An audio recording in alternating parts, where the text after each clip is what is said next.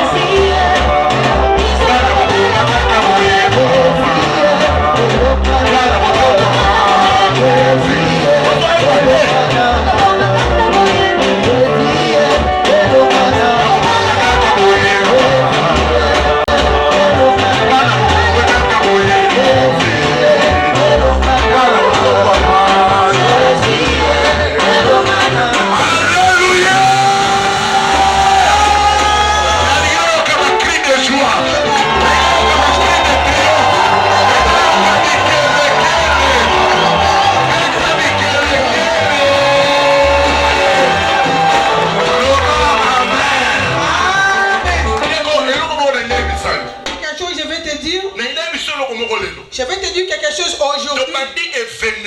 Nous avons commencé un événement.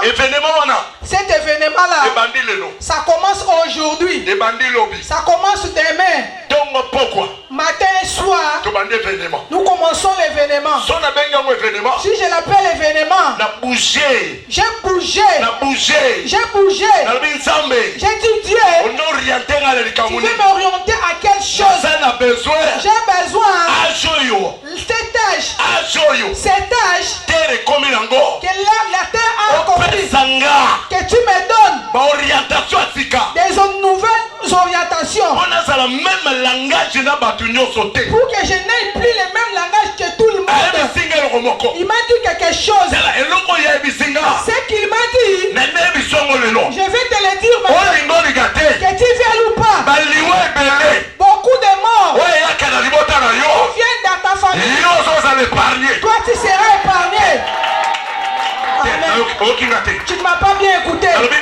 J'ai dit que tu ne m'as pas bien écouté. Moi, Apocalypse, je ne prêche pas comme pasteur. Quelque chose, je vais vous dire. Moi, je prêche comme un témoin. Parce que je connais.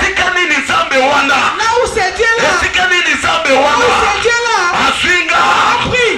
Me faire devenir là où je suis. Tobanda na yokala. Kolo nanga. Papa nanga. Yesue. Touti na yo mosika. Naba mangengenge.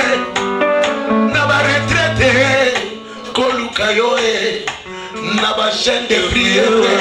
Mabolongo na se. Tu vas comprendre maintenant. Tu vas comprendre maintenant.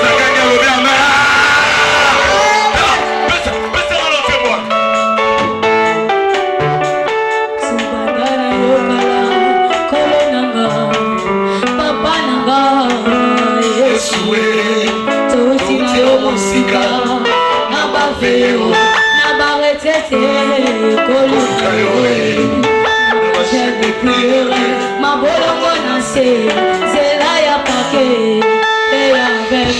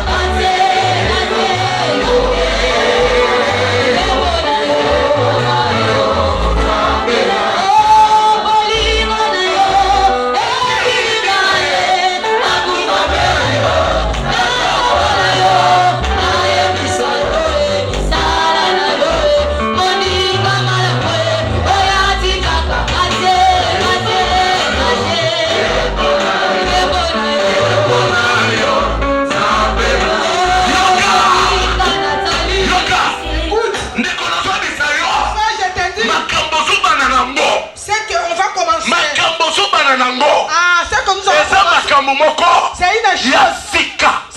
C'est une nouvelle chose. Tu vas les voir. Tu vas réaliser dans le corps, dans l'âme, dans l'esprit, partout qui était retenu comme esclave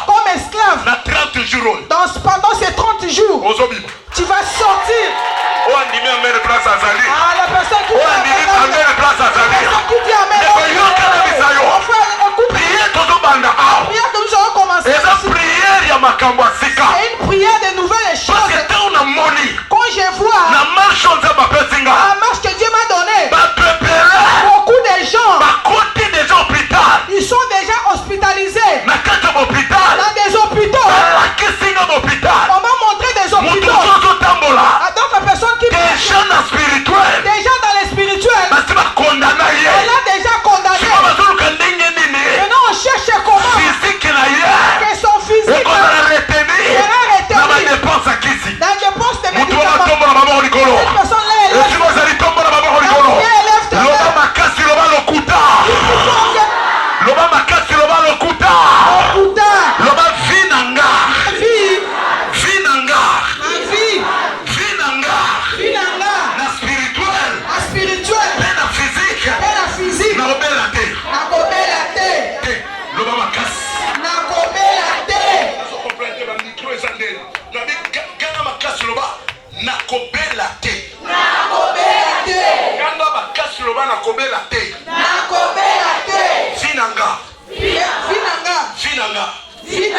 na spirituel pe na physique na ozwa maladi te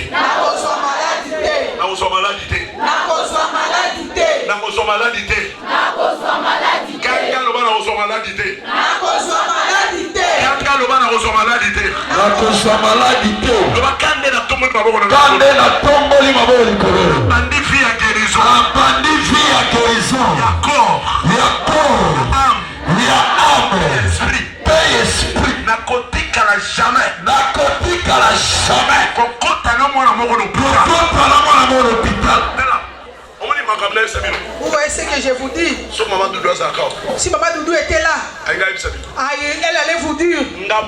Moi-même, je l'ai vu.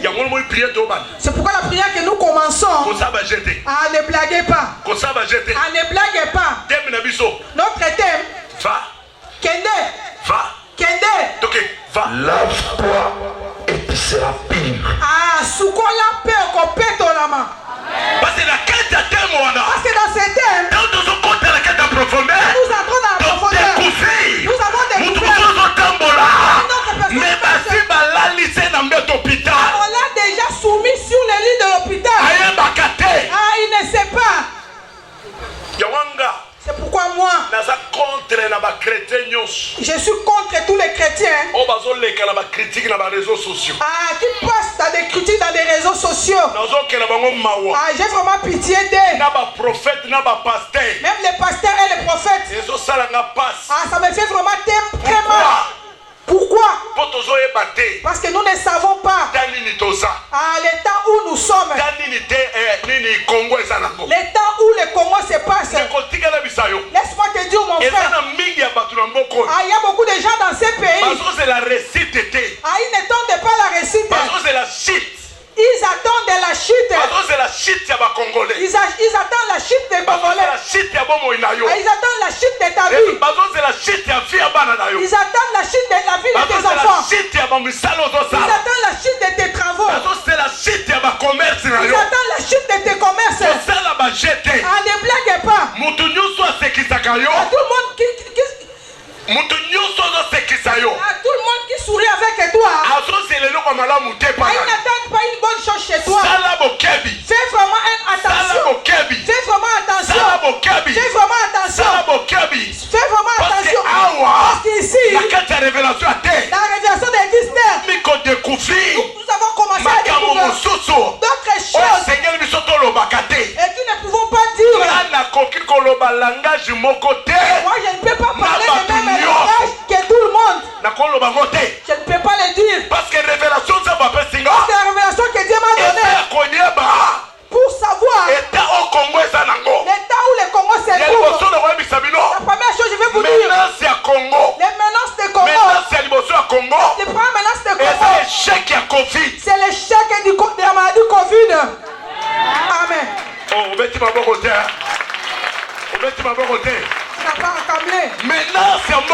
Les menaces de ces pays. Les menaces de ces pays. C'est l'échec de la maladie Covid.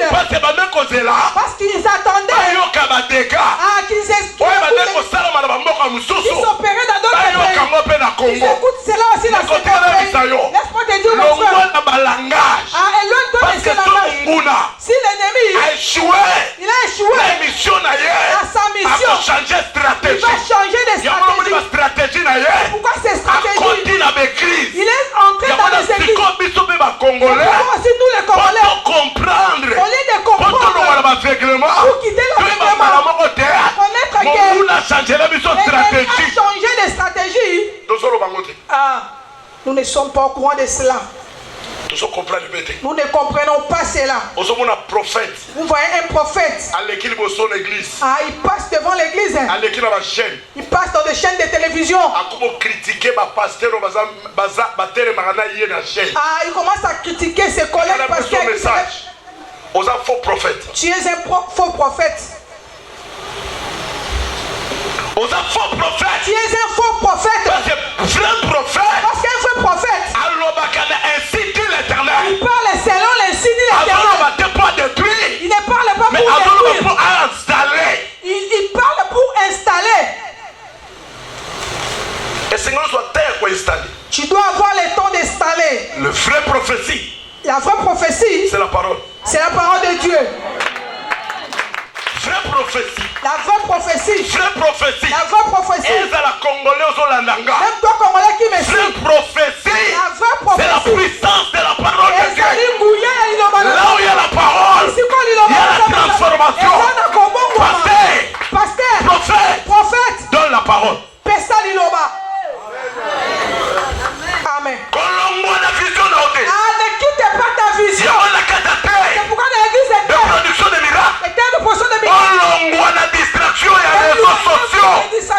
réseaux sociaux. Élève ta main là où tu es. Spirituel nanga na physique nanga. Spirituel nanga physique nanga. Et côté hôpital te. Et côté hôpital te. Et ça va se faire côté nanga na côté hôpital. Et ça va se faire côté nanga na côté hôpital. Na otika na hôpital wana te. Na otika na hôpital wana te. Kaka nena simbi.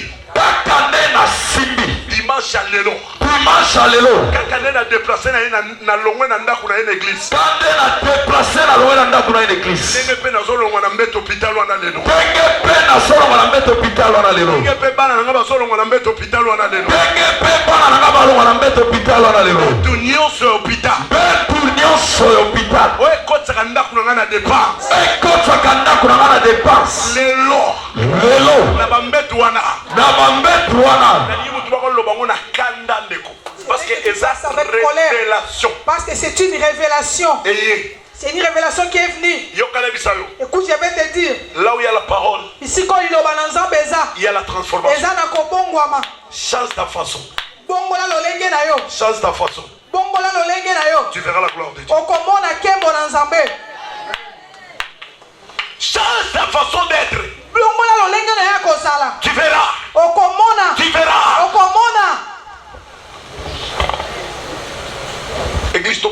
L'église, élevons nos mains. Na tongwa lelo. Na tongwa lelo. Na sana posa mutu nyoso aganga makasi loba na tongwa lelo. Na tongwa lelo. Betu nyoso bola isa na spirituel. Betu nyoso bola isa na spirituel. Na physique. Na physique. Na hotel manambeto wana. Na hotel manambeto wana. Na hotel manambeto wana. Na hotel manambeto wana. Eza la ngai eza la bana nanga. Eza la ngai eza la bana nanga. Na 2022 na okota na mutu te hôpital. Na 2022 na okota na mutu te hôpital. Loba makasi. Na 2022 na okota na mutu te hôpital. Grave news. Grave news. Oye yaka na malaria. Oye yaka na malaria. Oye yaka na fièvre. Oye yaka na fièvre. Oye yaka na mal de tête. Oye yaka na mal de tête. Forme nyonso ya ba malade. Forme nyonso ya ba malade. Nyonso ezalaka grave. Nyonso ezalaka grave. Na kati ya ba malade wana. Na kati ya ba malade wana. Kanga makasi loba na longoli yango. Na longoli yango. Na longoli yango. Na longoli yango.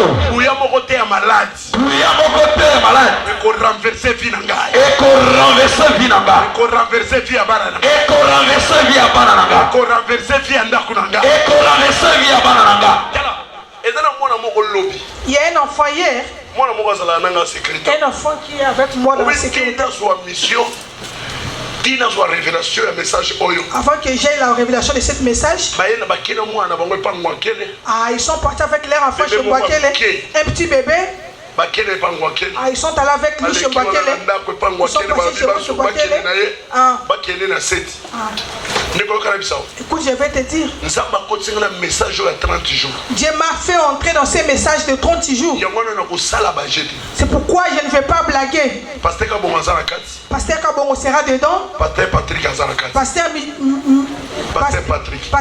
aussi sera dedans. Tu vas voir ce qui va se faire. Parce que moi, j'ai besoin que cette église quitte la maladie. La maladie a beaucoup de formes. Il y a d'autres maladies qui font monter des gens la paix. Quand ils sont venus avec cet enfant, on l'a amené à l'hôpital de Sète. Cet enfant est mort. Cet enfant est mort. Quand l'enfant est mort, je suis dormi. Je les ai encouragés. Donner seulement gloire à Dieu. Alors que cet enfant était entré dans la ténèbres. À cause des lits des ténèbres. Mon frère, toute manifestation de physique commence par les spirituels. C'est pourquoi avant qu'il puisse donner les versets qui t'ont amené, tu vas prier terriblement. Tu vas prier vraiment. Parce que tout ce que nous allons préparer, cet esprit les 7 jours a connu, on dit ceci. Quand on m'a montré ces choses, on m'a montré aussi ma maison.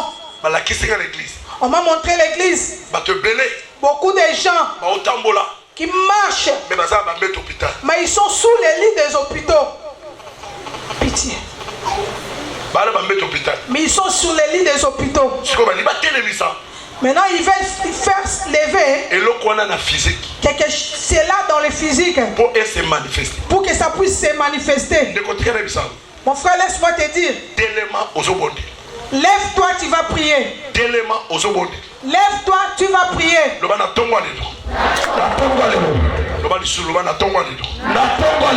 Maladie nyonso eza na spirituel. Maladie nyonso eza na spirituel. Ekobima na physique te. Ekobima na physique te. Maladie nyonso eza na spirituel. Maladie nyonso eza na spirituel. Ekobima na physique te. Ekobima na physique te. Gai apocalypse. Gai kola. Nazozwa décision lelo. Nazozwa décision lelo. Ya ko repousser ba maladie nyonso.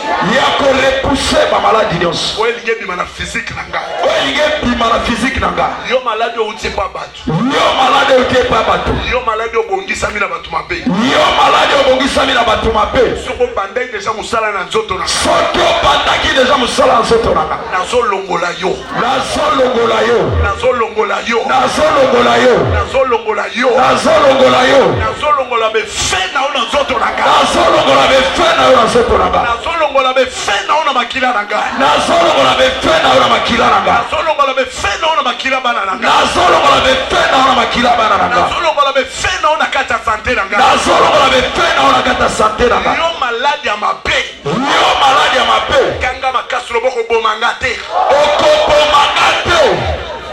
Kanga makasi loboko boma bana na ngai te. Okoboma bana na ngai te. Loba kaka nde nazoloba. Kaka nde nazoloba. Yo malade ya mabe. Yo malade ya mabe. Olingo memanga na trouble. Olingo memanga na trouble. Bima na soto na ngai. Bima na soto na ngai. Je veux que tu les parles sans crainte. Tout ce que tu vas parler avec foi. La Bible dit. La Bible dit. Tout ce que vous allez demander par la foi dans la prière. Moi Dieu. Je vais le faire. C'est pourquoi je vais. Ah, papa, je veux vraiment que vous priez, vous les papas. Ah. Ici je me lève. Je ne suis pas venu comme d'habitude. Je suis venu par la révélation. Pour que tu puisses connaître les temps où le Congo passe. Mais toutes les stratégies que les ténèbres est en train de faire, Dieu nous a facilité de les voir. Maintenant je veux que tu puisses prier.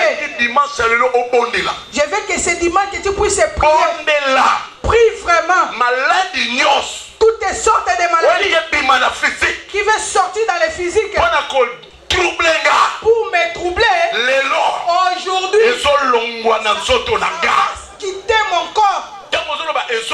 Au nom puissant de Jésus-Christ.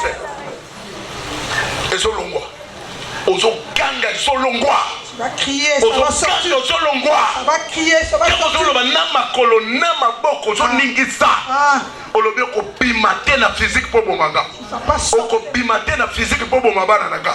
Lelo nazo éliminer yo mwana nga moko ta ola na mbeto pi yo pita. Vous après? Amen. Au nom puissant de Jésus. Au nom de Jésus. Kaka na tonga lelo. Mwana nanga moko te. Akota na mbeto pitalo. Atonga lelo. Atonga lelo. Ale wana kubondela. Tozobondela atonga lelo. Tomoka na prière atonga lelo. Tomoka te. Eloko moko te anga. Ekokota na mbeto pitale. Au nom de Jésus. Atonga lelo. Azo déclarer. Au nom de Jésus. Oh moko yanga. Tomoka te. Tomoka te. Yana kuranga. Yalikota nanga. Akota na mbeto pitale. Au nom de Jésus. Atonga lelo. Alemando tatora. Alemando tatora. Alemando kuboya. Alemando kuboya. Akokota mbeto pitale te. En 2022. En 2022. Na mwana filo. Hôpital les a gâtés. Hôpital les a gâtés. Na mwana filo.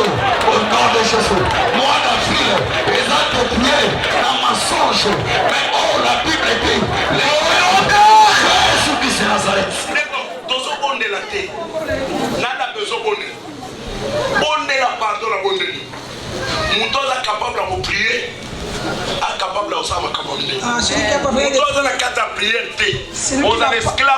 fait tu seras esclave des prophètes. Namoni pesa 10 000. Donne 10 000. Namoni pesa 10 000 J'ai vu quelque chose. Donne 10 000. Ici, pas de telles choses. Pas de telles choses. Fais ta prière. Fais ta prière. Dieu est capable de faire tout. Zamba kokiko sala nyoso. Sois décision. Prends une décision. T'es la maladie continue en Congo. Regarde la maladie qui est entrée dans le Congo. Et c'est quand tu peux rendre. C'est entré aussi dans ta maison. Kanga makasro bana la na mbeto hôpital te. Na kolala na mbeto hôpital te. Kanga makasro la na mbeto hôpital te. Na kolala na mbeto hôpital te. Loba makasro la lisamwa na mbeto hôpital te. Na kolala lisamwa na mbeto hôpital te. Loba makasro ko perdre te na ndako na ngai. Na ko perdre te na ndako na ngai. Loba kakane na zo beta maboko. Kakane na beta maboko. Na tongo ya lelo. Na tongo ya lelo. Na premier kilte. Na premier kilte. Solongo la mbeli ya malade. Na solongo la mbeli ya malade. Ele utaki na libota. Ezale utaki na libota. Ezale utaki na betranger. Ezale utaki na betranger. Bona ko détruire finanga. Bona ko détruire finanga. Kakane na telemi. Kakane na telemi. Eli ya malade wana. Eli ya malade wana. Solongwa. Solongwa. Nakokufa te. Nakokufa te. Na malade nyoso. Na malade nyoso. Ute pa ya bato. Ute pa ya bato. Ute pa ya bato. Ute pa ya bato. Ekobo mangate. Ekobo mangate. Ekobo mabana na gate. Ekobo mabana na gate. Ata na ndaku na nga. Ata na ndaku na nga. Okote. Okote. Okenda sacrifice. Okenda sacrifice. Okende na sacrifice. Okende na sacrifice. Okende na zobeta maboko. Okende na zobeta maboko. Azopenga na malade. Azopenga na malade. Azopenga na trouble. Azopenga na trouble. Viva. Viva. Viva. Viva. Viva. Viva. Viva. Viva. Viva. Viva. Viva.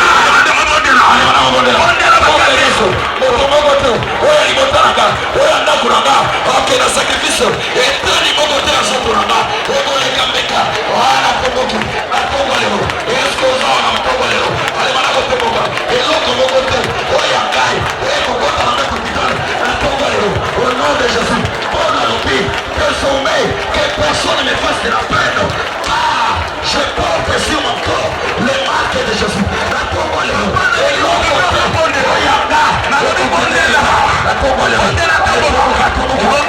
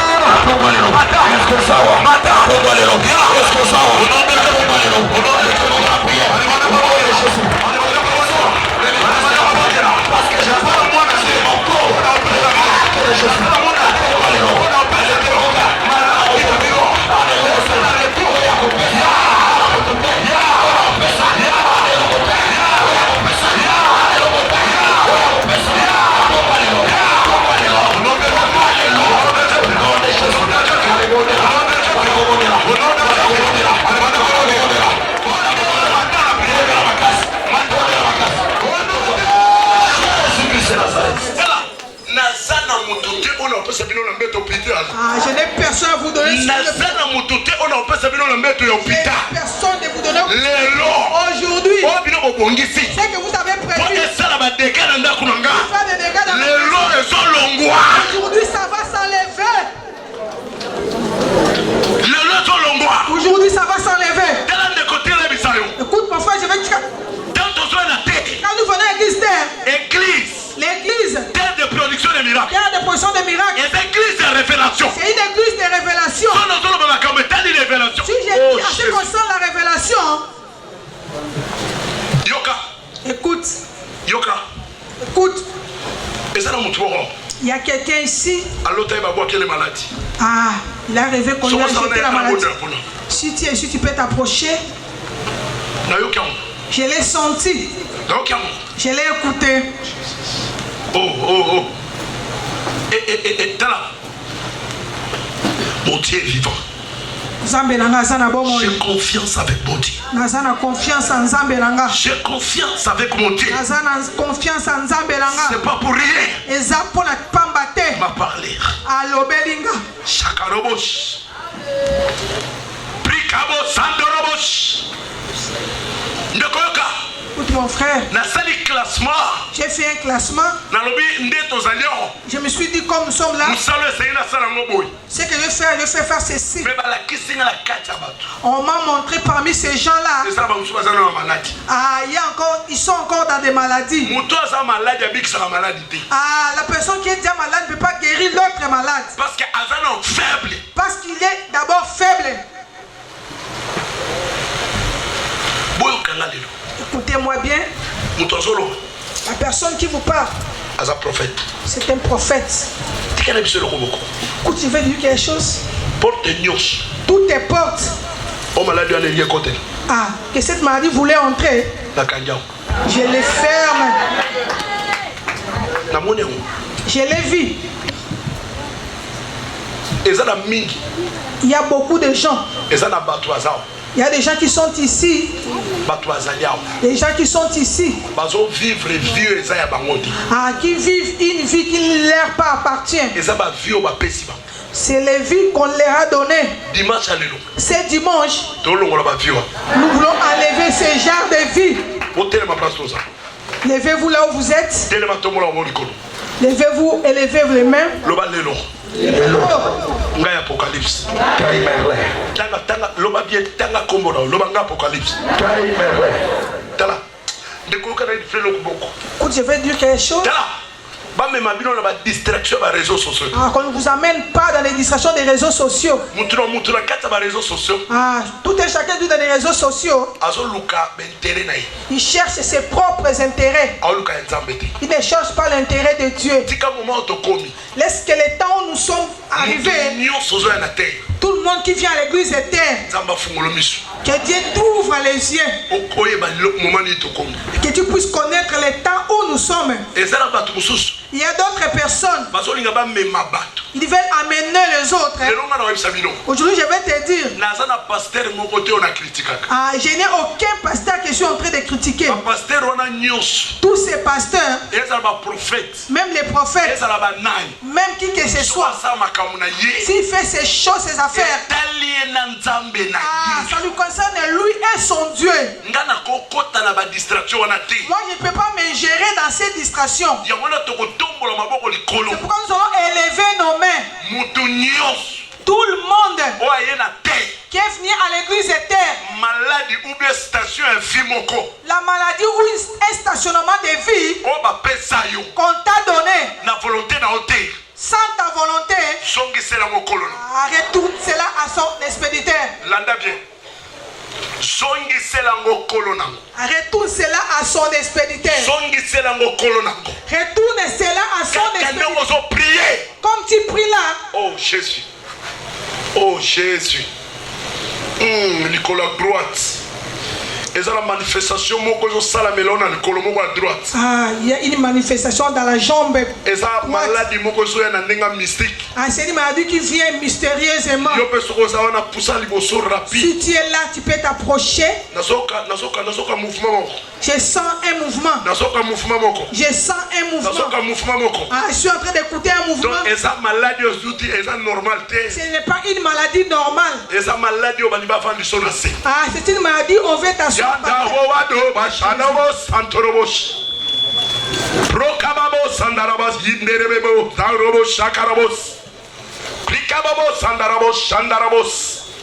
Yes. Élève tes mains. Oh Jésus, Jésus, Jésus. Je vois l'œil de quelqu'un. Je vois l'œil de quelqu'un. C'est un œil qui te fait vraiment mal. Si tu es là, tu peux t'approcher rapidement. Tu as un œil qui te fait souffrir. Tu peux t'approcher. Personne qui a un problème d'un œil.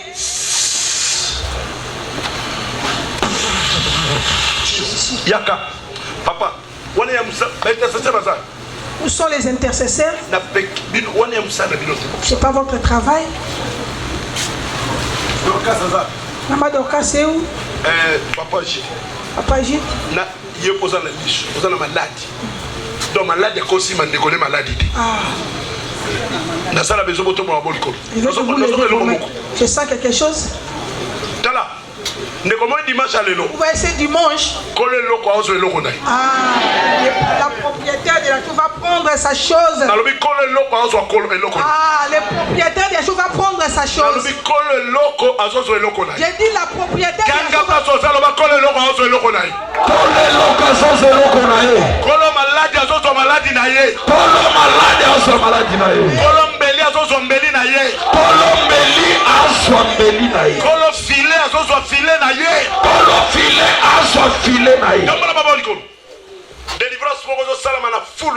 La délivrance se fait là-bas dans la foule. Ça l'a vraiment connecté ma case. Sois vraiment connecté. Quelque chose s'est fait. Je descends. Je descends. Avec l'huile qui est dans ma main. L'huile qui est dans ma main. Tu vas témoigner le dimanche prochain. Le dimanche prochain. Ça te rend plus mal dans cette jambe-là. Tu n'auras plus mal dans cette jambe-là.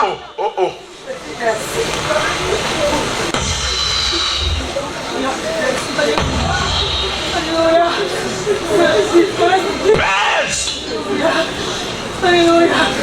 Alléluia. Alléluia. Quelque chose s'est fait. Quelque chose s'est fait. Quelque chose s'est fait. Quelque chose s'est fait. Quelque chose s'est fait. Quelque chose s'est fait. Quelque chose s'est fait. Quelque chose s'est fait.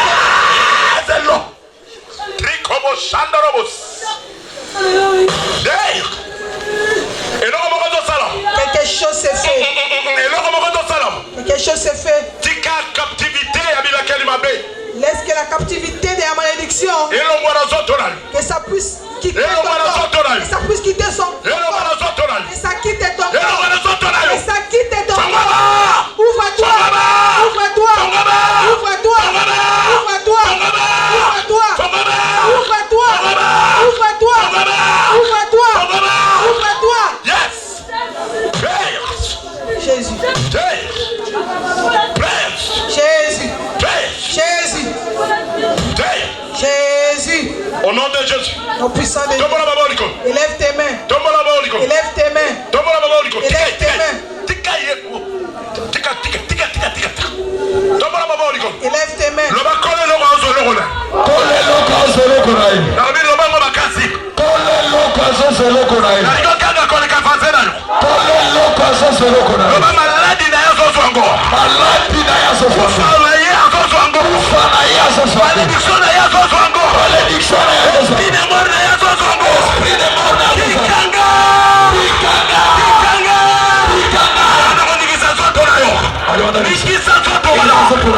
Allez, allez, zoa kufarayo, zoa maladi nayo, zoa cercueil nayo, zoa ma problème nayo, zoa ma blocage nayo.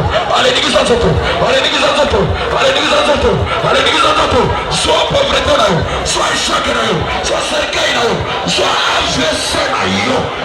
Ata yango, allez, zoa yango, allez, take it now, zoa yango, zoa yango, bonde la zoa yango, zoa yango, bonde la zoa malade nayo, zoa malade nayo, zoa malade nayo,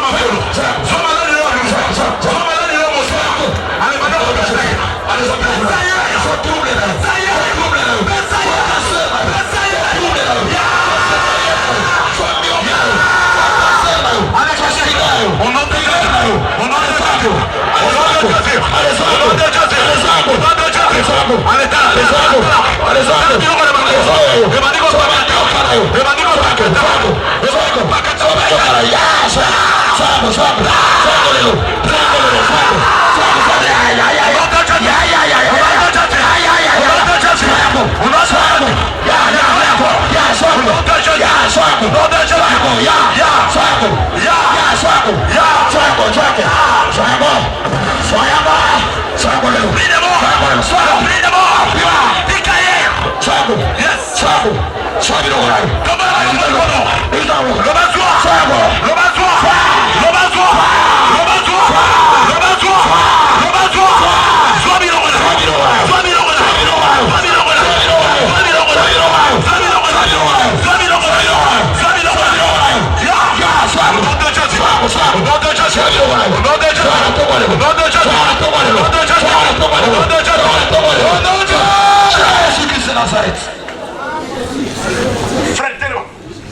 Frère, Lève-toi, mon frère. Lève-toi. Frère, lève-toi, regarde-moi.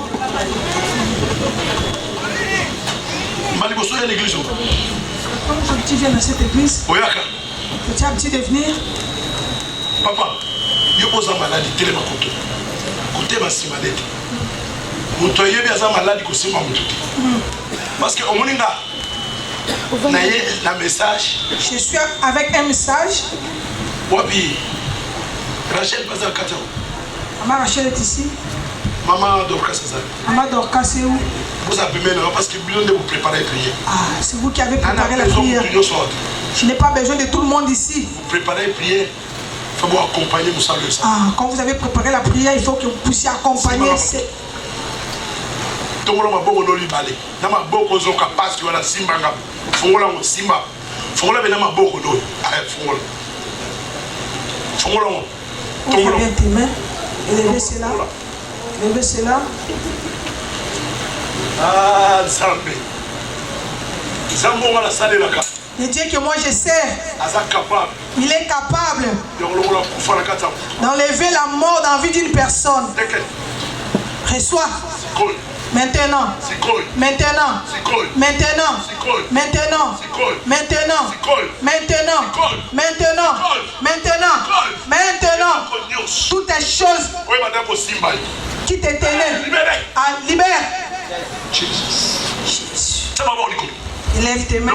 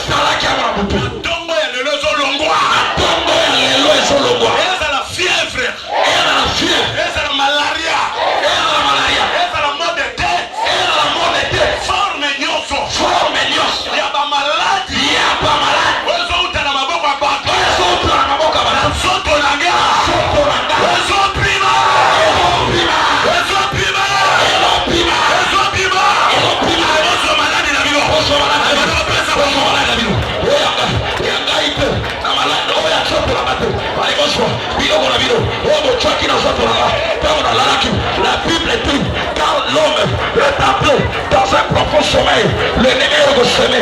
L'ennemi, avec l'homme, pilonga mape, matucha mape, atombaleo, egolate, egobandate, asotoranga, matucha mape, asotoranga. Jésus-Christ de Nazareth. Papa, dalanga, comment on? Bon, l'accent dans le boko est ça la mon passe. Oyo. Bon, ça la mouvement au coca, ça la tête dans le boko. Ah. Frère Koshadabos. Jésus. Yokana bisayo. Écoute, je vais te Alors, dire. ça le mouvement oyo kokonsala. Fais un mouvement que tu n'arrives pas à faire. Salango. Fais-le. Bandako ningisa loboko. Commence à bouger cette main. Bouge cette main-là. Ningisango. Bouge cette main-là. Ningisango. Bouge cette main. Ningisango. Bouge cette main. Ndeko ezama kionate. Ah, ce n'est pas moi qui en a. La prophétie fabriquée. Ce n'est pas moi. Yokana bisayo. Nalobi papa. Tu es venu avec qui? Osala mosilo. Tu es avec ta femme? Où est ta femme? Mosila za mama e. Sa femme est où? Yaka. Maman, tu peux t'approcher? Mutobema mosilo. Ah, siko il faut mon nzamba mosi. Ah, tu vas voir la femme, le Dieu de ta femme. Tu vas voir le Dieu de ta femme. Maman. Papa abelaka. Hein? Obi papa la biso. Omoni mono. Un bébé miracle. C'est un bébé miracle. Moi seul on a un problème à robot. Ça comment papa? Cette femme avait un problème de conception. Ah. Nzamba te la plaisir moi. Dieu l'éternel lui a donné un enfant. Lomano amen. Amen. Papa me ngambo siko femme na mono yo. Nzamba pesa ki mono. Ah, le Dieu qui a donné cet enfant. Papa. Papa. Sala mouvement na loboko banda osala passe mouvement banda ko sala ti. Fais un mouvement que tu ne faisais pas avant. Salango. Fais cela. Salango. Fais cela. Mouvement banda ko sala ti. Le mouvement que tu n'arrivais pas à faire. Ah, bota. Ah, voyez? Amen. Comme nous sommes là, pas bouge un peu. Bougez matin en bas. Monte ici. Matin. Monte ici. Matin. Monte. Sauter. Saute. Saute un peu. Ah, bouge tes mains. Bouge tes mains. Sambo apesa mwasine mwana. Lelo bazo soya papa. Loba lelo. Mutu nyonso azozo maladi na ye. Mutu nyonso azozo maladi na ye. Mutu nyonso azozo mobondo na ye. Mutu nyonso azozo mobondo na ye. Tokufa na maladi na bilote. Tokufa na maladi na bilote. Tokufa na loko na bilote. Tokufa na loko na bilote. Ezakende. Ezakende. Ezakende. Ezakende. Bande mobondele bamwekende. Eloko na bilote. Nalobekende. Nalobekende. Au nom de Jésus. Au nom de Jésus. Au nom de Jésus. Au nom de Jésus. Au nom de Jésus. Au nom de Jésus. Au nom de Jésus. Au nom de Jésus. Au nom de Jésus. Au nom de Jésus. Au nom de Jésus-Christ de Nazareth. C'est quoi zonga? Papa tout zonga. Yoga ne bisao. Oza kovanda te ngana silisi nanga. Mais na oye bisao. Je vais te dire quelque chose. Quelque chose. Pesa maman matisa kitungo na chenga. Donnez-moi ces paniers. Nakozonga mama kochango te simba na maboko. Mutu nyonso atombola mo likolo. Simba na maboko na maboko do tombola likolo. Prends quelque chose en main, élève. Simba na maboko na maboko do. Prends quelque chose en main, élève. Lobanga ya apocalypse tanga komona. Gaitola. Lobanga suma kasko le kavatela. Gaitola. Nazozonga na ba maladi na bino na zoto na kati. Nazozonga na ba maladi na bino na zoto na kati. Eloko nyonso zo représenter bino na zoto na kati. Eloko nyonso zo représenter bino na zoto na. Ezolongwa kaka sikoyo. Ezolongwa kaka sikoyo. Ezolongwa kaka sikoyo. Ezolongwa kaka sikoyo. Tena kotela ki na porto. Tena kotela ki na porto. Tena zo bimate. Tena bimate. Wesa ya banguna na kati na ngai. Wesa ya banguna na kati na ngai. Bimakende. Bimakende. Na leso yango ya kokiti. Kosala désordre te. Kosala désordre te. Va te laver. Kende kosukola. Problème na biso. Notre problème. Na 30 jours. Pendant ces 30 jours. Kende kosukola. Va te laver. Quelqu'un d'autre est out. Comme nous sommes venus là. On nous a donné 7 fois. Mbala oyo. 7 fois. 7 fois. 7 fois. Mbala sambo. Ngana kosukola. Moi je vais me laver. Et je ne resterai plus les mains. C'est pourquoi la prière que nous avons commencé. Matin soir, matin soir. Matin soir, matin soir. Le dimanche prochain. Pasteur Kabongo. Ah, c'est lui qui va ouvrir. Le lundi. Nous commençons. Nous pas. continuons. Nous continuons. Na ozonga ne loko na bangote. Ah, je ne peux pas rentrer. Ndemozo ya wana lobaka na ozonga ne loko na bangote. Zonga ne loko na bangote. Na ozonga na maladi na bangote. Na ozonga na maladi na bangote. Na ozonga na ba complication na bangote. Na kozonga na ba complication na ba bangote. trouble na bangote. Na kozonga na ba trouble na bangote. Na ba pasi na bangote. Na kozonga na ba pasi na bangote. Na pauvreté na bangote. Na kozonga na pauvreté na bangote. Na humiliation na bangote. Na kozonga na humiliation na bangote. Na condamnation na bangote. Na kozonga na ba condamnation. Lelo.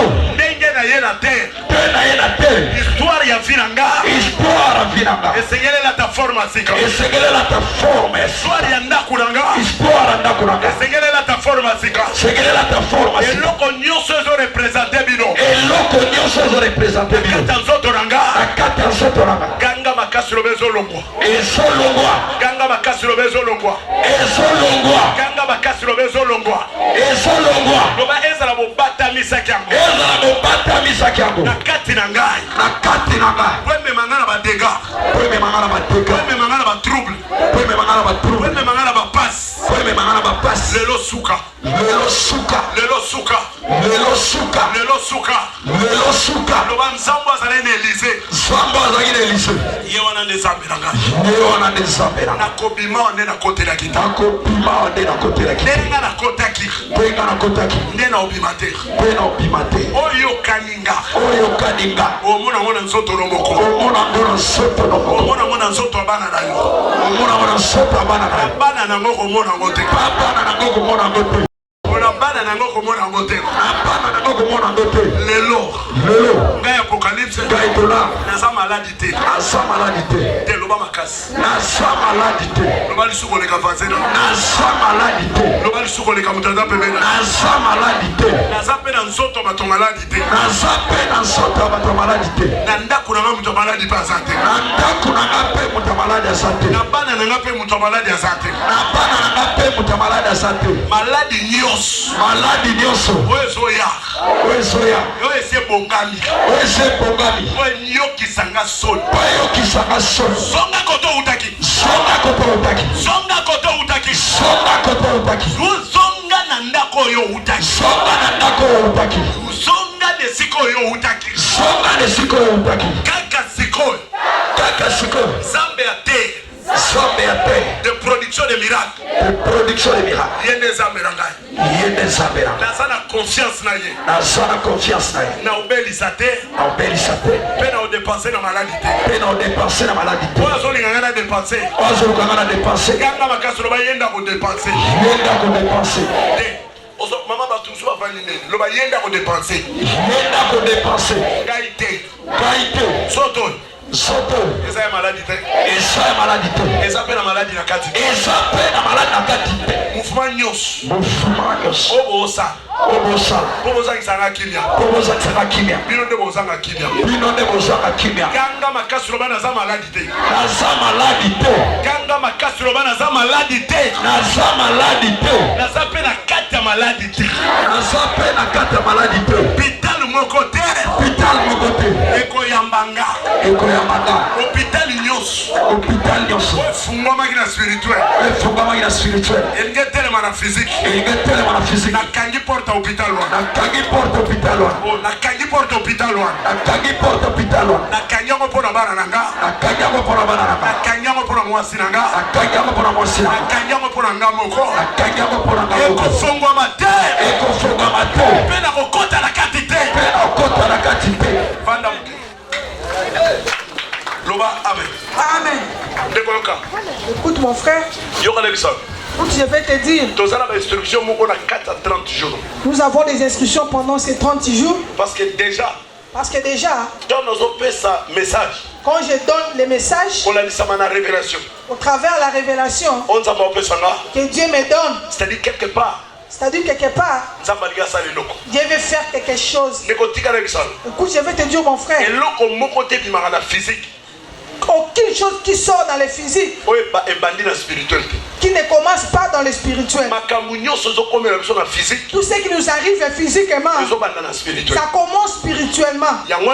C'est pourquoi aujourd'hui, comme tu sors dans cette porte-là, tu vas sortir pas comme tu es entré. Amen. Amen. Verset biblique que nous avons 30 jours. Les versets que nous avons pendant ces 30 jours. Thème des rois. Notre thème se trouve dans le livre des 2 rois. 5. 5. 2 rois 5. 2 rois 5. Dans ces versets-là, je ne vais pas aller loin. Je vais te dire quelque chose. Ah, tu n'es pas ce que les hommes disent que tu es. Alléluia. Amen. Parce que sur tel la physique, parce que quand tu regardes physiquement, on remarque que tu vas remarquer, toi, ah, tu te considères comme ce que les autres disent. Ah, vous voyez des fois les malédictions de nos familles. Ah, c'est nous qui donnons à cela la force. Parce que oh, mon oncle était sorcier. Ah, c'est lui qui a enfermé tout le monde. Ah, tu l'as donné la force. Il y a d'autres personnes. Ah, il peut se dire sorcier. Ah, tu lui pointes les doigts. Ah, la sorcellerie t'appartient. Dans mon camp. Dans mon camp. Si vous entrez, ah, tu mourras.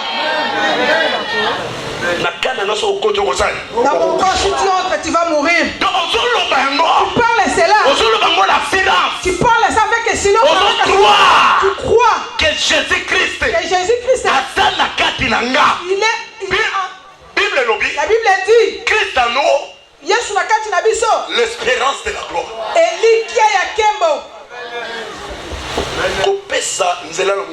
Ne donnez pas l'accès à l'ennemi.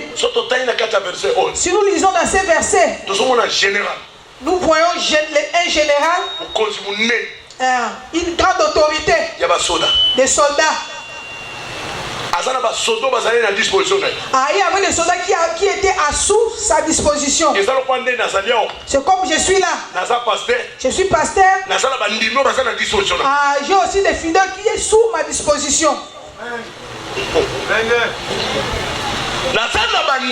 J'ai des fidèles qui sont sous ma disposition.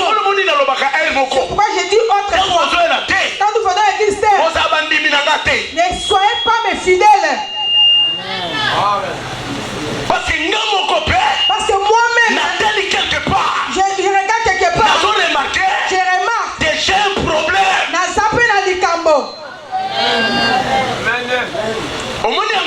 Vous voyez cela? Alors, papa, toi, tu as mis au monde un enfant? Parce que la cause à la pasteur, c'est bien. Oui, je peux être pasteur, c'est bon. Mais elle a manié la ah, quel habit? L'habit que nous portons à côté là, c'est ce qui nous donne des difficultés. Parce qu'il y a un général. Parce que lui est général. Le constat qu'on a fait dans la maison, même les victoires qu'il acquiert là, dans la maison, mais il n'avait pas la paix. C'est pourquoi quand nous venons ici, nous ne voulons pas être des chrétiens là en l'air. Nous voulons être des chrétiens modèles. Tu parles que la personne oui, réellement un chrétien parlait. Nous voulons être des chrétiens modèles. C'est pourquoi la Bible dit vous recevez une puissance. vous serez mes témoins. Vous serez les pasteurs. Vous serez les pasteurs. Vous ne serez pas les pasteurs. Non. Non, la Bible n'a pas dit cela. Vous serez mes témoins. Il faut que toi, que tu sois témoin. Témoin. C'est plus qu'un pasteur. Au cause de la pasteur, tu peux être pasteur, mais tu as la maladie qui te pousse, qui pousse que les gens toi-même tu nous prêtes. Toi qu'est-ce que tu as? J'ai refusé cela.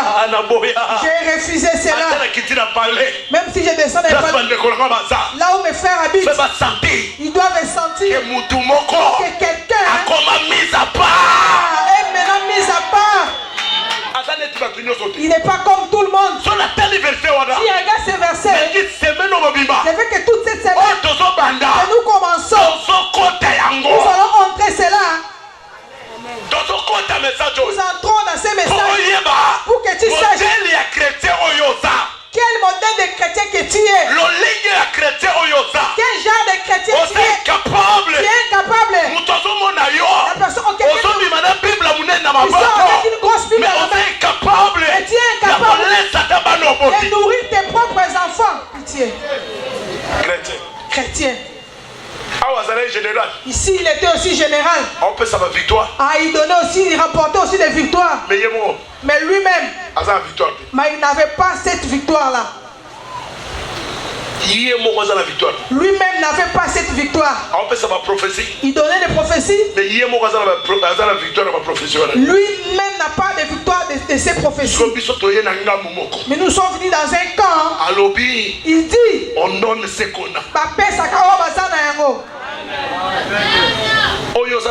ce que tu n'as pas, tu ne peux pas les donner. C'est pourquoi même les enfants qui sont avec toi, je leur dis ceci. C'est que le problème que tu n'as pas remporté la délivrance. Tu ne peux pas prêcher cela. Toi tu n'as pas réussi la délivrance. Comment tu peux les prêcher? Rapporte d'abord la victoire dans cette chose-là. Après tu vas prêcher sur ce sujet. C'est pourquoi quand maintenant, dans ces versets, nous les avons vus. Nous tous nous les connaissons. Nous les connaissons bien. Général Naman. Il s'appelle Général Naman. Est-ce qu'il échouait? Est-ce qu'il échouait dans des guerres? Il n'échouait pas. Mais lui-même, il était incapable. Il peut dire comme nous sommes là. Dieu fait des grandes choses dans mon corps. Ça va. Oui, c'est bon. Maintenant, il agit pour les autres, pourquoi pas pour toi?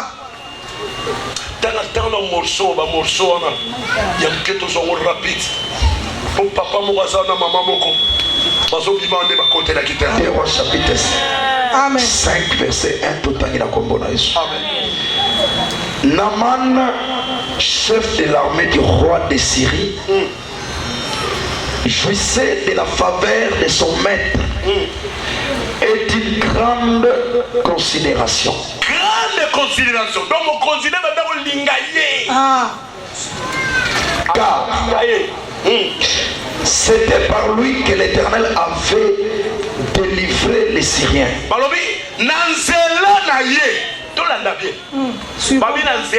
Au travers de lui, Dieu avait fait que le Congo puisse remporter la victoire. C'était au travers de lui. Continue. Mais cet homme fort et voyant était lépré. Cet homme fort, laisse-moi te dire mon frère, nous les pasteurs, nous devons chercher la délivrance. Amen. Nous les pasteurs. Oui, maman Langue avait raison. Avant que tu deviennes pasteur, cherche d'abord ton origine. Ton origine peut t'humilier. Tu es déjà devenu pasteur, mais ton origine t'humilie. Ne blague pas. Cet homme fort, c'était pas une personne. Regarde. Kassi. Mais il était malade. Quelle sorte de maladie? La maladie de lèpre. Cet homme fort. Apocalypse à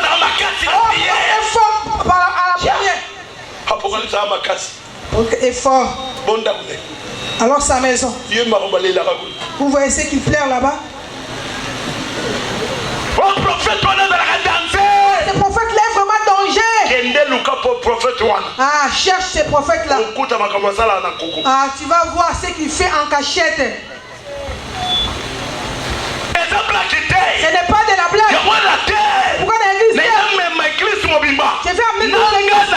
Et même moi, recommande ton sort à l'Éternel.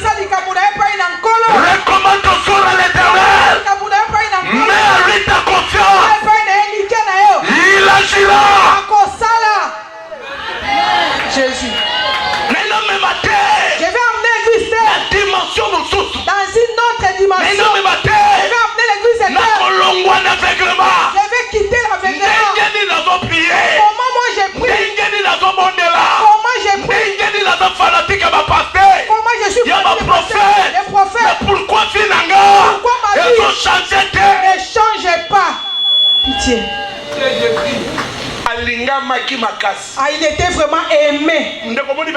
Vous voyez ces versets, mon frère? Ça a beaucoup de révélations.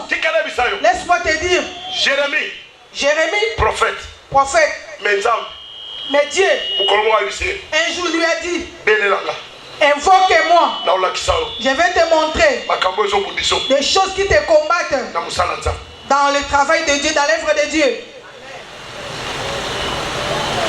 Dans ces versets, nous voyons les prophètes, nous voyons les généraux, nous voyons leur façon d'être.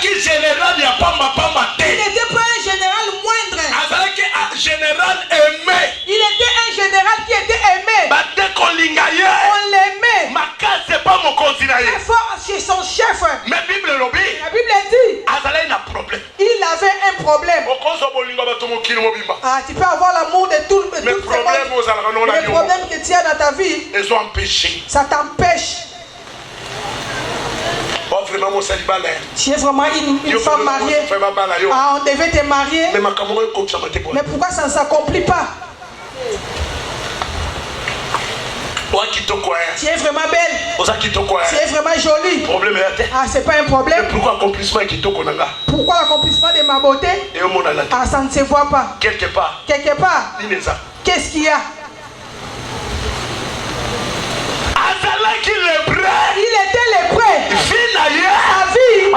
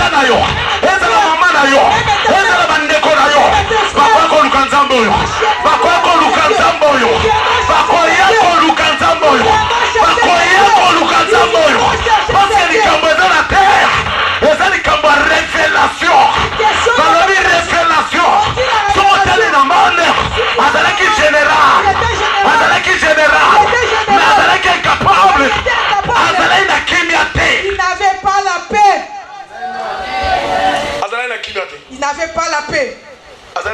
Il n'avait pas la paix. Tout le monde qui manque la paix, là où tu es, tu peux te lever.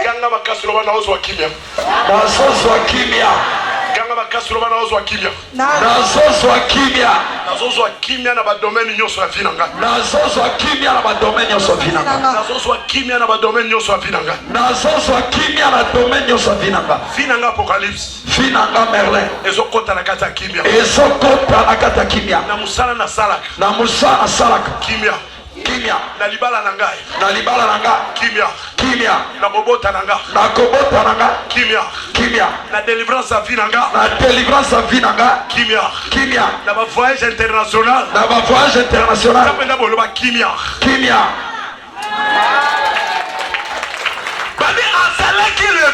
dit qu'il était lépreux. Il avait un problème. Mais continue la mise à jour. Si tu viens à l'église, ne cherche pas les grades. Ne cherche pas encore les grades.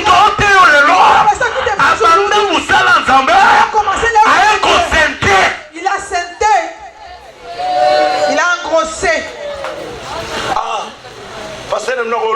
Est-ce que votre pasteur peut dire cela? Votre pasteur là est saint. Quand j'ai commencé l'œuvre de Dieu, on a prié aussi sur moi. On m'a levé comme un pasteur. Pasteur sans révélation. Laisse-moi te dire. La théologie, ça n'a pas la révélation. C'est une connaissance. Les vrais théologiens, c'est le Saint-Esprit. Si tu t'associes à lui, il va transformer ta vie. Parce que lui, il est le seul et l'unique qui donne la forme, qui montre quelqu'un dans la profondeur. Parce que la Bible dit il faut que moi je puisse aller. Si je ne m'en vais pas, il n'y aura pas aussi moyen que le Saint-Esprit vienne. C'est pourquoi aujourd'hui, quand le Saint-Esprit Jésus dans sa bouche dit, c'est que moi je n'ai pas dit. La personne qui viendra vous les révéler, c'est le Saint-Esprit. C'est pourquoi je t'ai dit, on a prié aussi pour moi. On m'a imposé les mains. Ah, je vous parle de la maladie. Vous voyez, général. C'est un prophète, c'est un pasteur, c'est un évangéliste. Si quelqu'un devient un pasteur, il trouve qu'il est plus que tout le monde. Jamais. Jamais. Je te dis jamais. Tu n'es plus que personne. Ta délivrance. La maison de ton père. Tu diriges aussi avec des bêtises dans la télé. Si tu es un vrai pasteur, pourquoi tu critiques tes collègues pasteurs? Jésus. Si tu es un vrai pasteur, quelque part, il y a encore la maladie de lèpre. La lèpre que tu as, si tu n'enlèves pas cela, même à la télévision, les gens vont voir personne. Maladie de lèpre a changé de langage. Si tu as encore la maladie de lèpre, tu seras toujours une personne de bêtise. Si j'ai un problème avec un pasteur, je vais le chercher. Je ne vais pas le parler comme ça à la télé. Nous voulons maintenant dépeupler les camps des ennemis. Si entre nous nous injurions, est-ce que de l'autre côté ils vont nous accepter? L'échec à Covid a changé les formes. L'échec de maladie Covid a changé de forme. L'échec à Covid a changé les qui change sa forme. L'échec de maladie Covid a changé. L'échec à Covid a changé l'église de forme. A changé pour les églises de forme. Aujourd'hui, je te dirai toutes sortes de stratégies que le diable va amener dans ce pays. Toi, tu vas les arrêter. Amen. Général. Avec la maladie de lèpre. Dans la maladie de lèpre là, il y avait un enfant. Cet enfant-là, c'est une révélation. Tu vas le comprendre pendant la semaine. À partir de demain, des prières fortes ont commencé. Les prières fortes ont commencé. Les prières fortes ont commencé. Si tu manques le matin, ne rentre pas le soir. Parce que moi et toi, nous devons leur dire, c'est corps. C'est le temple. Ce n'est pas une temple de maladie. C'est un temple de Dieu.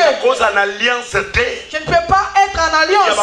Il y a des maladies familiales. Maman souffrait de la tête. Toi, si tu commences à souffrir de la tête, il souffre des pieds. Toi, si tu commences à souffrir des jambes, papa, maman souffre. Toi, si tu commences à souffrir des lèvres, il souffre des ventres. Toi, si tu commences à vanter cela, cette maladie vraiment a fait souffrir notre maman. Ça doit terminer. Ça doit s'arrêter. On avait arrêté un enfant. Papa, tanga place. Verset 2.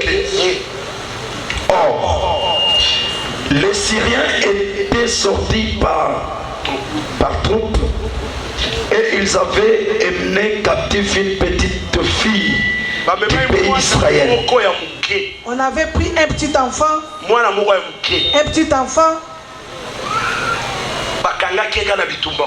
On l'a arrêté pendant cette guerre-là. Qui était au service de la femme de Naaman. On a pris l'enfant qu'on avait arrêté. On est allé les mettre au service de la femme de Naaman. C'est comme si elle était au verset.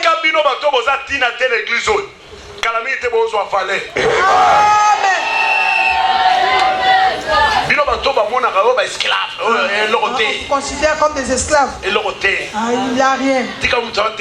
Laisse que la personne qui vous prêche. Dans moins de temps. C'est moi dans cette église.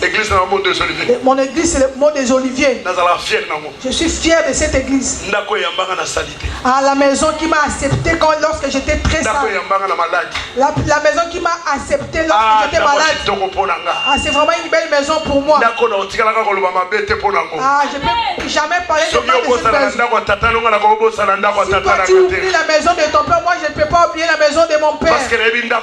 Parce que je connais que cette maison, même l'erreur de cette maison, on m'avait réussi. Je prenais un médicament, on m'avait réussi. On m'avait réussi avec santé. On m'avait réussi.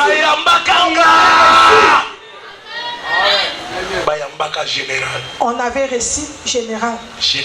Le général qui avait la maladie de lèpre.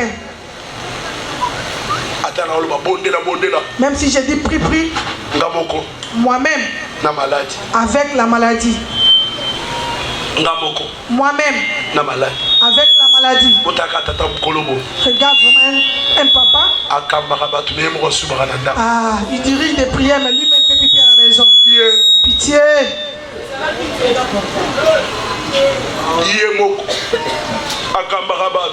Il conduit des prières. Lui-même prend les médicaments de tellement. Un jour, au travers des chemins que l'autre m'a fait montrer. Na suba na omona ba cette compartiment biso tona ba témoignage ko nga ba o kamba fe to siska fe ya to se ko na lala ka na subi tie na kata ba ngarwa général Naman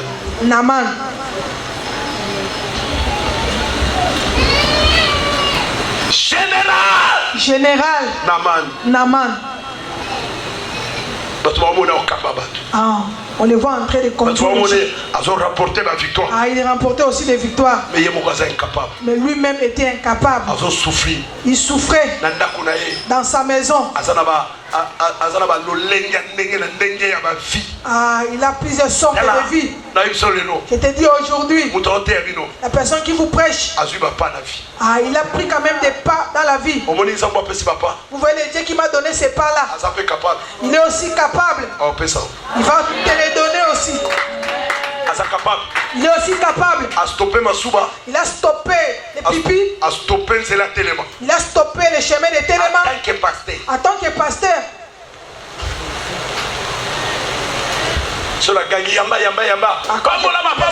Sois béni, sois béni. Quand moi je dors moi-même, je fais pipi. Un jour, un frère a commis une grosse erreur. Il venait de Bandundu. C'était un frère de notre maman. Il est venu dans notre maison. Général Naman.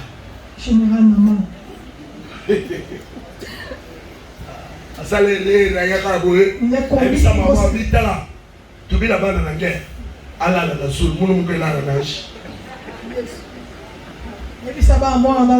une écoute maintenant. Tu ne connais pas mon cas. Jésus. J'ai subi l'humiliation devant tout le monde pour que je sois ce que je suis. Cet oncle-là.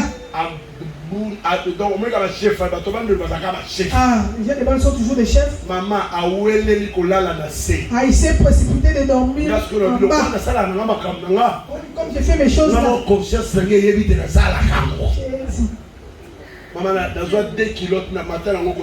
Je suis monté avec 2 kilotes là-bas au-dessus.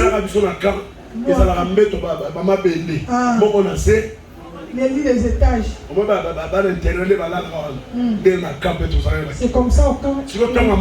Quand il est monté, il est dormi.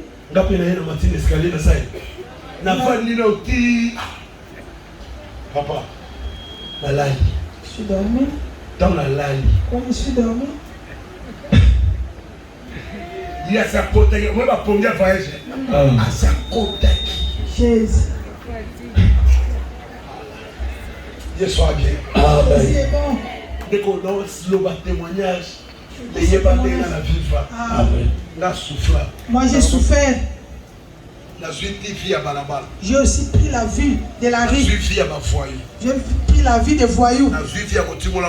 J'ai pris la vie de faire la fosse des toilettes pour que je puisse me nourrir. Mais aujourd'hui, je commence à manger à ma volonté. Écoute, je vais te dire quelque chose.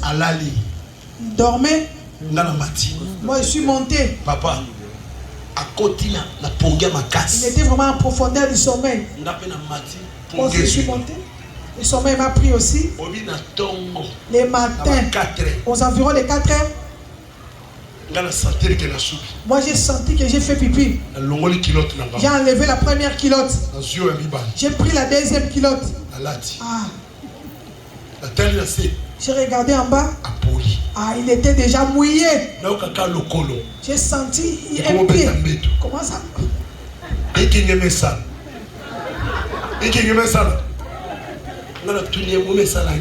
Nasali Onini. Nasali Nini.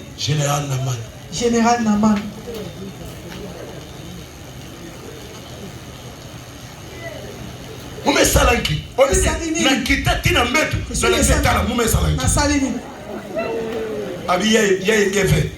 Oh yote. Ngaite. Amen. Ngaite. Alors que j'ai la culotte. Même si tu contrôles, tu ne vas pas revoir.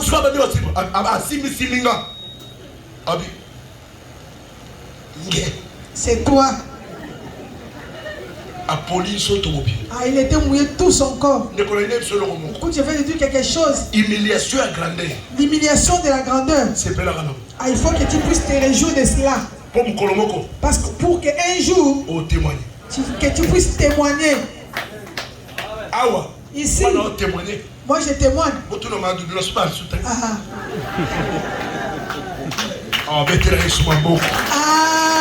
Amen. Pourquoi général? Je vais terminer ce message. Maman, papa. Ne viens pas dans cette prière. Comme d'habitude. Cette fois-ci, la chose qui te fait souffrir, c'est ce qui va être enlevé. Jésus. Ce qui te complique, c'est ce qui va être enlevé. Pourquoi la semaine que nous commençons, si tu rates les matins, ne rate pas les soirs. Ne rate pas les soirs. Les gens vont avoir des révélations. Ils vont avoir des révélations.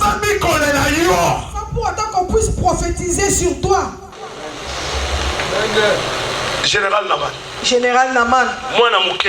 Un petit enfant qu'on avait enfermé comme esclave. Il s'est approché de la madame.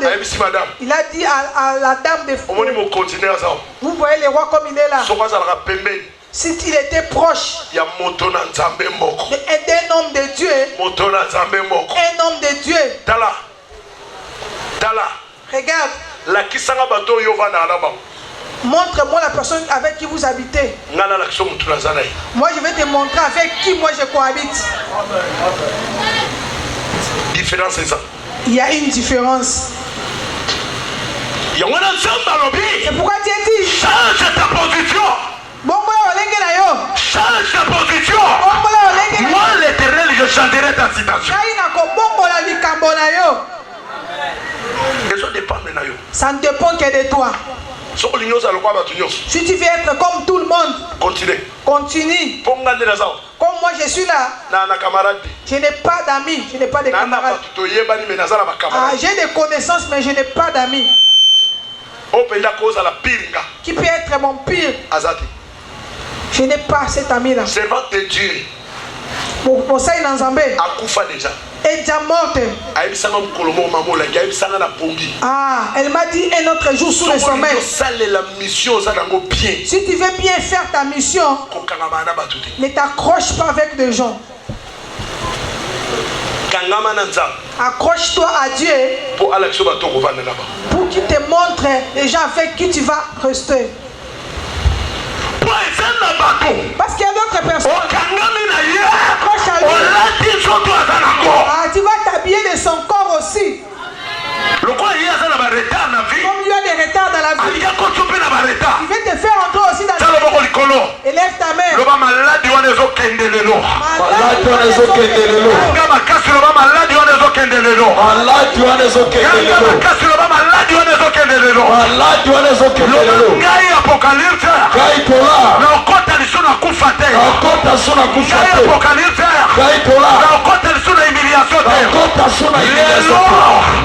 la révélation ya mwana oyo délivrance nanga ezwesika la révélation ya mwana oyo délivrance nanga elatinda kunanga mwana muke un petit enfant, ye wana nde vision te c'est lui là la vision de terre. na kete vision wana Dans cette vision, ça oriente les gens. Vous voyez les générales? Non, mais quand on explique le général. Je vais commencer à vous expliquer. Général sont des personnes là déshonneurs. S'il vient comme ça à l'église, il veut seulement que tout le monde puisse le voir. Mais Élisée a dit, moi je ne sortirai pas. Il croyait qu'Élisée va sortir. On va lui imposer les mains. Fils à son vieux. Mais Élisée n'est pas sorti. Moi aussi aujourd'hui, je dis à une personne, mon Dieu, il est là où tu te trouves là. Il est là. Que tu veuilles ou pas, tu vas réussir. Que tu veuilles ou pas, tu vas te marier. Que tu veuilles ou pas, tu vas mettre au monde. Que tu veuilles ou pas, c'est moi dans cette vision. Tu vas voir un changement. C'est moi dans cette vision. Tu vas voir.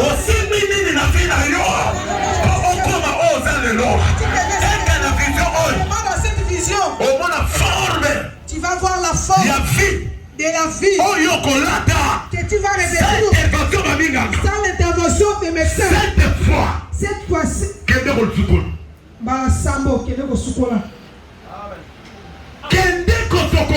te laver. Va te laver. Tout le monde. Yaka. Le peuple est mutu nyonso ezala déclarate yo okanga lisusu te yaka naza posala yaka mutu nyonso sozanyao nazoloba yango ozala baloba te yo kosimba nsubana te Papa concevoir loboko nanga ma main ekita likolo na ça va descendre sur toi. Shakarabos puissance na yo ta puissance et ça musala et ça puisse agir. Et ça puisse agir. Il est aimé. L'Obama casse. Dis très fort. Naobota. Nakobota. L'Obama ça déjà nassé. Ça déjà nassé. Nazome mapana. Nazome mapana. Wachela inga barrière. Guyane na kati nanga ezali sur les cicatrices. Na longoli zoto nanga na binaki mabe. Na maladi nyonso limana na papa nanga. Na maladi nyonso mena na papa nanga. Maladi nyonso limana na mama nanga. Maladi nyonso mena na mama nanga. Maladi nyonso limana na loko nanga. Maladi nyonso mena na loko nanga. Kaka siko. Na longo na kati maladi wa. Na longo na kati maladi wa. La carte de la partout, déjà. Et ça, ils ont partout. Sur le bac, tu vas pas. Si vous allez vous prendre ça, touche les ventres là où tu es. priez le nom de la Toi aussi, tu vas t'ouvrir. Toi, on a dit que tu ne vas pas mettre au monde. On a dit que tu ne vas pas concevoir. Libère dans la chaîne. Joie guérison. Reçois la guérison. Joie guérison. Il y a son concevoir. Élève tes mains. Merci. Monte mon kita. Et les feux descendent. Et quand on a ma trompe. Que ça puisse entrer dans vos trompes. Et quand on a ma trompe. Que ça puisse entrer dans les trompes. Et quand on a ma trompe. Que les feux entrent dans vos trompes. Merci. Quelqu'un s'y peut comme ça.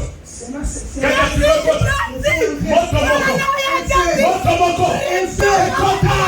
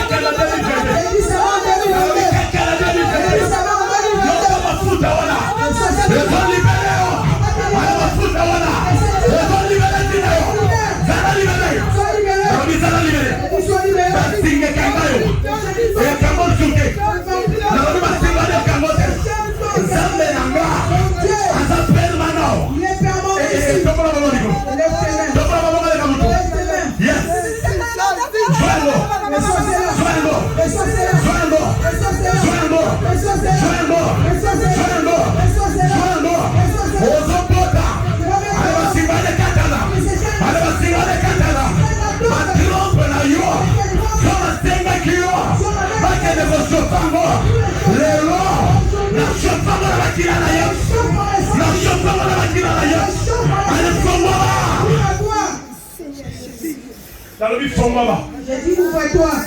Le moment mon sacoche. Le moment mon sacoche. Il va le faire de captivité. Il va le faire de captivité. La vie caca le nom. La vie caca le nom. Ma foute voilà. Ma foute voilà. Ma foute voilà.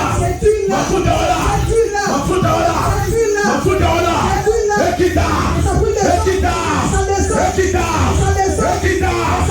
Ekita. Ma foute voilà. Epanza. Nyonso zaja. Nyonso zaja. Nyonso zaja. Epanzala. Epanzala. Epanzala. Epanzala. Nyonso zaja. Tout ce qui est du diable. Rekabo sondorobo. Rekabo sondorobo.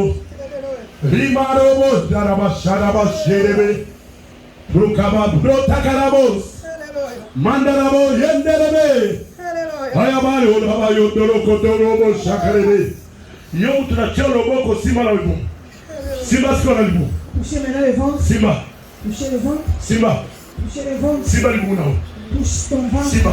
Touche ton ventre. Yo kama kando isana masiko. Simba libu. Touche ton ventre. Simba libu. Touche le ventre. Simba libu. Touche le ventre. Simba libu. Touche le ventre. Azali sayo. Dans la salle de Zoliboso. Le roi qui vient. On va au témoignage. On va au témoignage. Tu viendras témoigner. On va au témoignage. Tu viendras. Yabama Fudola. Mais ça c'est une. Yabama Fudola. C'est une. C'est moi maintenant. Je dis le mois qui commence. Le mois que nous commençons. Tu viendras ici. Tu vas témoigner. Tu vas témoigner. Tu vas témoigner. Tu vas témoigner.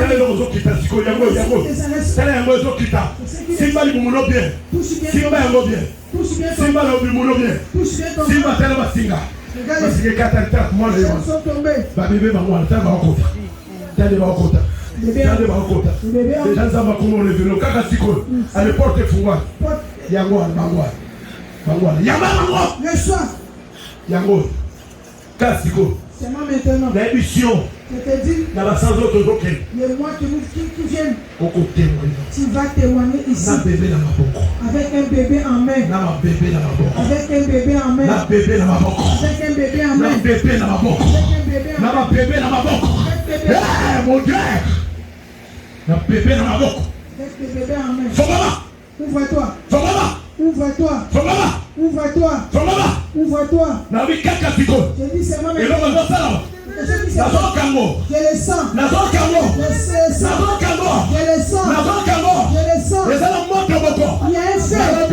J'ai dit. Quelqu'un en 2022. C'est moi en 2022. Il y a un miracle. Yamba miracle.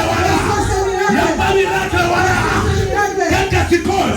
Miracle, on est là d'ailleurs.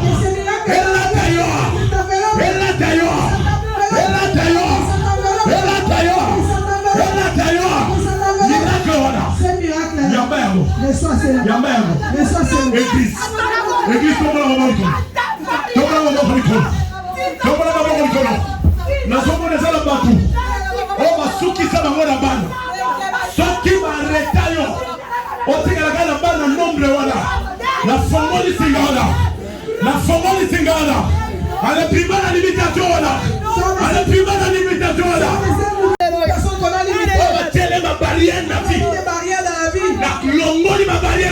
enlève ces barrières.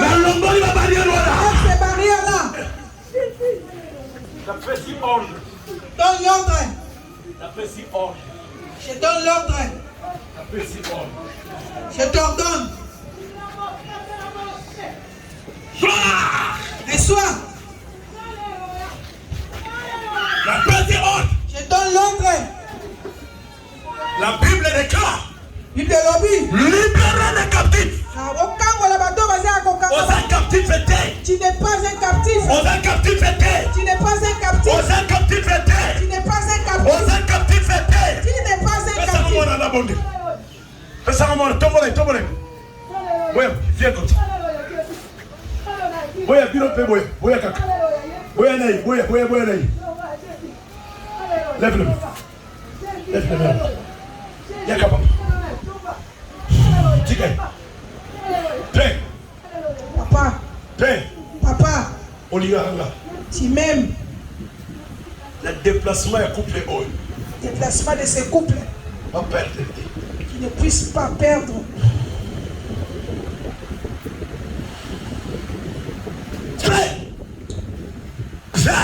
Esprit de mort. Sors de ce corps. Sors de ce corps. Précieux ordre. Je t'ordonne. La kangi ba force union c'est étranger. Oh ba meli, ils allaient bien préparé. Écoutez qui était bien préparé. Sacrifice. Les sacrifices. Longo di ba meli ona. Lève ces couteaux là. Au nom de Jésus. Comme on a Jésus. Au botamate. Pose à l'esclave. Tu n'es pas né pour que tu sois esclave. Au botama pose à la lumière de la famille. Tu es né pour que tu sois lumière de ta famille. La délivrance de ta vie. Pessimité na kokango manabo ina yo. Reçois. Quitte maintenant. Longwa. Nangambura bango kota nangambwa sika. Quitte leur corps. Atabalandi. Même si tu ne seras plus à leur contrôle. Au nom puissant de Jésus-Christ. Comme on a Jésus. Ne perds pas. Ne perds pas. Ne perds pas. Au nom de Jésus, esprit de mort, allez, quitte le corps. Quitte maintenant.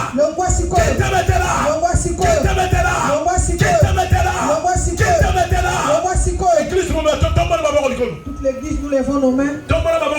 Lève nos mains. Aujourd'hui, c'est l'ouverture.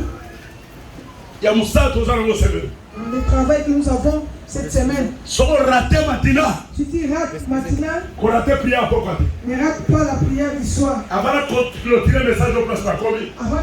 mon message là où je suis arrivé, toute l'église nous lèvons. Songisa Melinyoso. Au nom puissant de Jésus-Christ.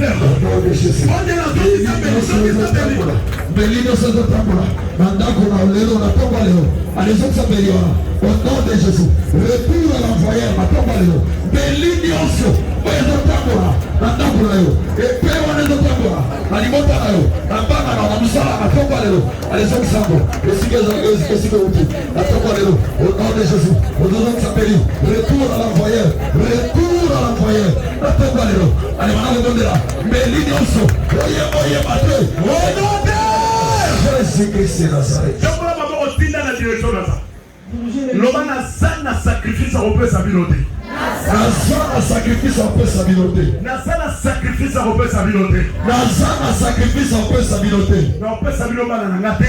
Non, paix sa biloma na ngate. Pena o paix sa biloma na ngate. Pena o paix sa biloma na ngate. Paix sa biloma si na ngate. Non, paix sa biloma si na ngate. Est-ce que nous somo baniye kokotela esika nyonso na ekotela porte wana na kanyango dimanche ale porte wana na kanyango dimanche ale na botoli biloba na ngai botoli biloba na na botoli biloba na ngai botoli biloba na na botoli biloba na ngai botoli biloba na botoli biloba musala na ngai botoli biloba musala na botoli biloba elevation na ngai botoli biloba elevation na botoli biloba elevation na ngai botoli biloba elevation botoli biloba buku na mama botoli biloba buku na mama botoli biloba sengo na ngai botoli biloba loba lelo esengo na ngai esengo na ngai mutu nyonso bade kosala yango mutu nyonso bade kosala yango na botoli yango na kombo na yo na botoli yango na kombo na yo botoli yango na kombo loba lelo nde na tema moko na liboso nde na tema moko na liboso nde koyoka eloko moko ye lobi Demain, tozala priere ne manquez pas la prière. pardon